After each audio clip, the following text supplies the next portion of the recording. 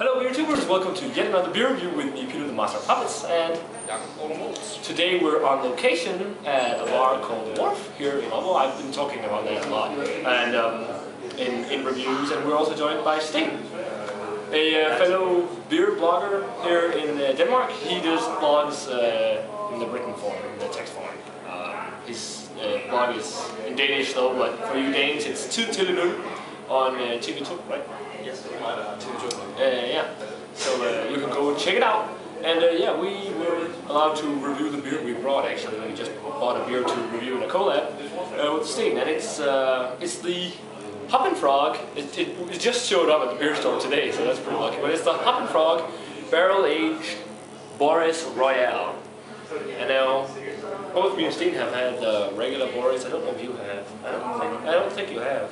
But the thing about the BORIS, it says here they call it Royale with wood, and the thing about it is that it's aged in the whiskey barrels. It's a 9.4% Imperial Stout, just like BORIS, and it says here on the back, "Fortunate is he who in the name of brewing and good beer shepherds the weak through the valley of macro brews, for he is truly his brother's keeper, and the finder of lost taste buds. And I will strike down upon thee with great vengeance and furious anger those who attempt to poison and destroy my beer, and you will know my name is Boris when I lay my flavors upon you." That was a pretty cool description. And it's kind of a different label, yeah. But, and the glass, we're using actually Newcastle glasses because that was like the only glass that was appropriate glass for this review. But do you want the honors of cracking it? Yes. So we got the BORIS Royale poured here, and it definitely looks like an Imperial Stout. What color would you call this? Black. Yeah, it's black. You can black with dark brown. Yeah, the head is like a dark brown color. Not a big head, but it's a 9.4% alcohol by volume beer, so it's understandable. But you can smell it already as soon as we pop it. So yeah, that's digging. Lots of chocolate actually. Yes. The whiskey isn't actually that dominant, I think. Yeah, it's more. It's more in the back. Yes, it's kind of in the back end there, but it's not as dominant as I expected. Maybe some subtle oakiness in there. Picking up some coffee too. What about you guys? A little dark fruits. Yeah, definitely. So, yeah, prunes or raisins or something like that. What about you? I also get some kind of seafood saltiness. A saltiness? Yeah. Well, that's might be. It's on 6 IBU, so it's not too bad. Roasted malts in there too. The coffee, dark. And it's like a really rich coffee, actually, I think.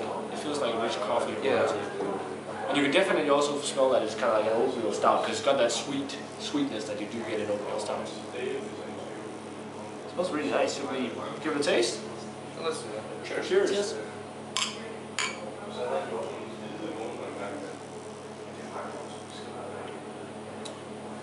Wow, that's pretty darn tasty. It's much more sweet than I remember the regular BORIS. Yes, it is. What would you call the body of this? And I'd say food. Yeah. It is. It's got a nice creamy mouthfeel and really coats the entire mouth. First flavors you pick up is definitely a lot, and I think it's like the oatmeal kind of sweetness to it, along with some chocolate notes, the roasted malt, coffee, and the whiskey again. It's actually more on the back end. Yeah. But you still feel that whiskey heat you get from bourbon and whiskey.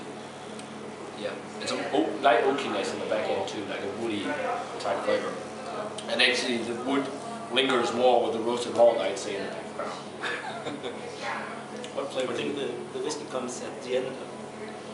Yeah. Just because before the hops. Yeah. Yeah, definitely. Because there's a subtle like hoppiness in there. I mean, it's still mostly roasty big stout, but you do taste somewhat of a hop presence in the end, just before the whiskey hits you. Yeah. So there's also the dark fruit presence, maybe a touch of vanilla in there actually. Yeah. From the barrel aged. We're gonna sip on this a little, guys, and we'll get back to you with our final thoughts. So, guys, we're back with the Hoppin Frog BORIS Royale. It's barrel aged. It's a really nice Imperial Stout. I would have liked more of the whiskey and woody kind of oaky component to it. But other than that, I really liked it. Probably not as much as the Doris, the Destroyer, but it's still another really nice beer from Hoppin Frog. I mean, I have not been disappointed by any Hoppin Frog beer yet. So definitely worth checking out. I'm gonna land on a 90. It's a really nice Imperial Stout. Definitely worth picking up. Yeah, I'm right there with you. But I'm gonna give it an 89. As you said, I would like a little more oakiness and whiskey. Yeah, it would be awesome to be able to taste it. Yeah, maybe some licorice to finish it off. But what the hell? Yeah, 89. Yeah. I'm on 90. Yeah. Yes. Yeah. I think you can taste the whiskey and feel the whiskey when you keep it in your mouth. Yeah, but it's more on the back end. Yes, and it's more a feeling than a taste. Yeah. It's more the sensation, like the burn of this. But still a really good Imperial Stout, definitely worth picking up if you get it in your area. So yeah, that's it for this beer review. A 90 from me, a 90 from Steen, and a 89 from Jakob for the Hoppin Frog Barrel Aged BORIS Royale. Yeah, guys, let us know what you think about the beer if you've had it, and it's always remember to comment, subscribe, all that stuff, and we're gonna say cheers. And check out. Yeah, check out Steen's blog if you're Danish. Yeah, cheers, and we'll see you guys in another video.